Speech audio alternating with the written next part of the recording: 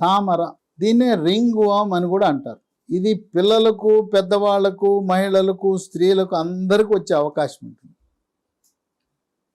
ఈ తామర అనేది ఎక్కువగా సంకల్లో, గజ్జల్లో వస్తుంది. పురుషాంగము, స్త్రీ మర్మవయవాల చుట్టూ కూడా వస్తుంది. పిరుదులపై, మలద్వారం చుట్టూ కూడా వస్తుంది. కొన్ని సందర్భాల్లో ముఖంపై వస్తుంది. గోళ్ళు కూడా ఈ ఫంగస్ వల్ల పుచ్చిపోతాయి. గోళ్ళకు కూడా తామర వచ్చే అవకాశం ఉంది. చిన్న మచ్చగా మొదలవుతుంది, వలయాకారంలో పెరుగుతూ పోతూ ఉంటుంది. మధ్యలో మానుబడుతుంది, చుట్టూ పొక్కులు నీటి పొక్కుల్లా ఉంటుంది. ఇవి ఎర్రటి పొలుసులు కూడా వస్తాయి. కొన్ని సందర్భాల్లో చిన్న చిన్న నీటి బొబ్బలు కూడా వస్తాయి. తీవ్రమైన దురద ఉంటుంది. దురద పగల కంటే కూడా రాత్రిపూట ఉంటుంది. రాత్రిపూట దురద వల్ల నిద్రకు అమితమైన భంగం కలుగుతుంది. పిల్లలు ఒకరి నుంచి ఒకరికి అంటుతుంది. ఇది అంటువ్యాధి. స్కూలుకి వెళ్ళినప్పుడు పిల్లలు ఒకరినొకరు కబడ్డీ లాంటి ఆటలు ఆడినప్పుడు, ఒకరినొకరు వాటేసుకున్నప్పుడు కాళ్ళ మీద, చేతుల మీద అధికంగా ఉండేది ఒకరిదొకరికి అంటుతుంది. హాస్టల్లో ఉండే పిల్లలు, ముఖ్యంగా సంక్షేమ హాస్టల్లో ఉండే పిల్లలకి ఇది అధికంగా వచ్చే అవకాశం ఉంది. ఇది కొన్ని రోగ నిరోధక శక్తి తక్కువ ఉన్న వ్యక్తులలో తామర అధికంగా వస్తుంది. వృద్ధులు, షుగర్ వ్యాధి ఉన్నవారు, థైరాయిడ్ గ్రంథి మందకొడిగా పనిచేస్తున్నవారు, వివిధ కారణాల వల్ల ఊపిరితిత్తులకు కానీ, మూత్రపిండాల వ్యాధులకు కానీ స్టీరాయిడ్ మందులు వాడుతున్నవారు, అవయవ మార్పిడి చికిత్సలు చేయించుకున్నవారు, గర్భిణీ స్త్రీలు, రోగ నిరోధక శక్తి తగ్గిన వారికి ఈ రింగ్ వామ్ తామర వచ్చే అవకాశం ఉంటుంది. ఈ చెమట వల్ల కూడా, వేసవి కాలములో చెమట వల్ల గజ్జల్లో, తొడలపై, సంకల్లో కూడా వచ్చే అవకాశం ఉంది. ఎవరైతే టైట్గా ఉండే జీన్ ప్యాంట్లు వాడతారో, అండర్వేర్లు సిల్కు, పాలిస్టరు, టెరీన్ లాంటి అండర్వేర్లు, బనీన్లు వాడతారో వాళ్ళకి ఎక్కువగా వచ్చే అవకాశం ఉంది. కాటన్ నూలు వస్త్రాలు, లూజుగా ఉండే ప్యాంట్లు, పైజమాలు వినియోగించటం వల్ల ఈ తామర వచ్చే అవకాశము తక్కువ. చెమట పట్టకుండా ఉంటే, చెమట జమ అవ్వటం వల్ల అక్కడ ఈ తామర పెరుగుతుంది. స్నానం చేసిన తర్వాత చాలామంది హడావిడిగా సరిగా ఒళ్ళు తుడుచుకోకుండా బట్టలు వేసేసుకుంటారు. ఒళ్ళు సరిగా తుడుచుకోకపోవటం వల్ల, తేమ ఉండటం వల్ల, తేమ ఉన్న ప్రాంతాల్లో తామర వస్తుంది. స్నానం చేసిన తర్వాత ఒంటి మీద నీళ్లు ఉంటాయి. 1 నిమిషము 2 నిమిషాలు టవల్ పెట్టకూడదు. నీళ్లు చుక్కలన్నీ కింద కారిపోయిన తర్వాత మన ఒంటి మీద నీళ్లు 2 నిమిషాల్లో కింద పడిపోతాయి. అప్పుడు టవల్తో తుడవండి. టవల్తో తుడిచిన తర్వాత ఫ్యాన్ ఫుల్ స్పీడ్లో పెట్టి ఫ్యాన్ కింద నిలబడితే శరీరం అంతా పొడిగా అయిపోతుంది. అప్పుడు బట్టలు ధరించాలి. అంతేగాని స్కూలుకి టైం అయిపోతుంది, కాలేజీకి టైం అయిపోతుంది, ఆఫీస్కి టైం అయిపోతుంది అని హడావిడిగా ఒంటి మీద తేమ ఉండగా బట్టలు ధరించటం వల్ల ఈ తామర వచ్చే అవకాశం ఉంది. ఈ తామర ఉన్న వ్యక్తుల యొక్క బట్టలు మిగతా వారి బట్టలతో కలిపి ఉతకటం వల్ల, బట్టల వల్ల ఒకరి నుంచి ఒకరికి అంటుతుంది.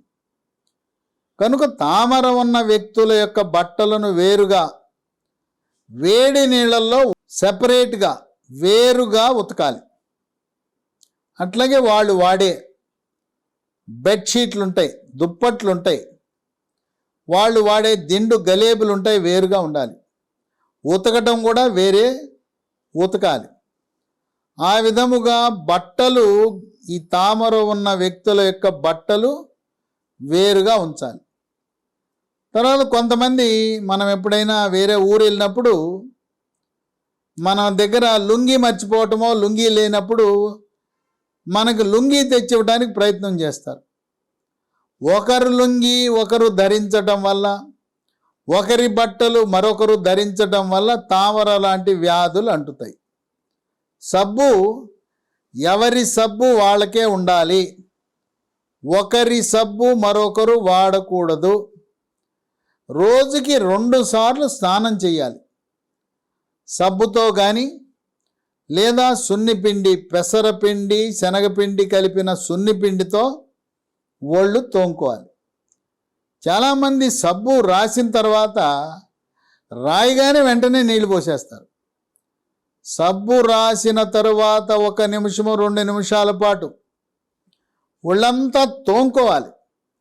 సబ్బు శరీరముపై కనీసము 2-3 నిమిషాలు ఉండేటట్టు చూడాలి. కొంతమంది తల్లులు కూడా పిల్లలకు స్నానం చేయించేటప్పుడు సబ్బు రాస్తారు, రాయిగానే వెంటనే నీళ్లు పోసేస్తారు. దాన్ని రుద్దటము కనీసము 2-3 నిమిషాలు రుద్దాలి. తర్వాత అది ఉండాలి. అప్పుడు సబ్బు దాన్ని కడగటం వల్ల సబ్బులో మలినాలన్నీ కూడా బయటకు వస్తాయి. ఈ తామర ఉన్నవాళ్ళు కొన్ని చిట్కా వైద్యాలు చేయటం వల్ల కూడా ఫలితం లభిస్తుంది. ఇవి 5 రకాల చిట్కాలు ఉన్నాయి. 1 అలోవెరా జెల్లు రాయటం, దానివల్ల కూడా చక్కటి ఉపశమనం లభిస్తుంది. 2 ఫిష్ ఆయిల్ అని చేప నూనెతో చేసిన గొట్టాలు మార్కెట్లో లభిస్తాయి. ఆ గొట్టాన్ని కట్ చేసి చేప నూనె రాయటం. 3 అవిసె నూనెను రాయటం. 4 పసుపు, మెత్తగా ఉండే పసుపు తీసుకుని దాన్ని పేస్టులా చేసి తామర ఉన్న చోట రాయటం. 5 ఆలివ్ నూనె.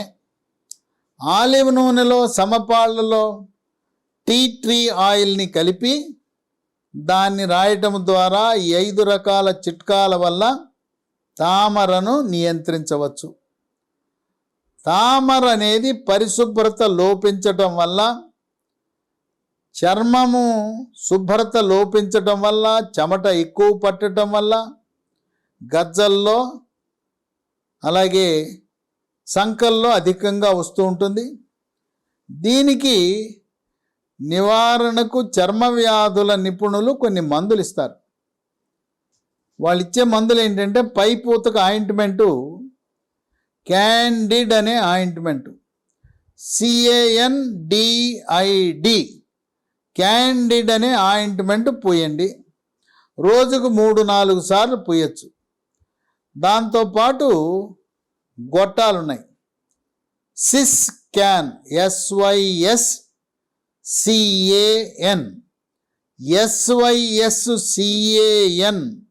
సిస్కాన్ 150 మిల్లీగ్రాముల గొట్టాలు రోజు 1 మధ్యాహ్న భోజనము తరువాత వరుసగా 4 రోజులు వేసుకోండి.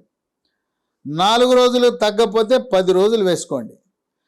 ఒకేసారి క్యాండిడ్ ఆయింట్మెంట్తో పాటు నోట్లో వేసుకోవలసిన సిస్కాన్ గొట్టాలు కూడా వాడటము ద్వారా తామరను సంపూర్ణముగా నియంత్రించవచ్చు. ఒకరి టవల్స్ మరొకరు ఎట్టి పరిస్థితుల్లో కూడా వాడవద్దు. అవసరమైతే మనం వేరే ఊరు వెళ్ళినప్పుడు మీరు సూట్ కేస్ సర్దుకుని లుంగి టవలు తీసుకోకుండా వెళితే ఆ ఊరికి వెళ్ళి టూత్పేస్టు, టూత్ బ్రష్, టవలు, లుంగి, డ్రాయరు, బనీన్ అన్నీ కూడా కొనుక్కోండి. మీ స్నేహితులు, మీ బంధువుల యొక్క టవల్స్ వాడద్దు.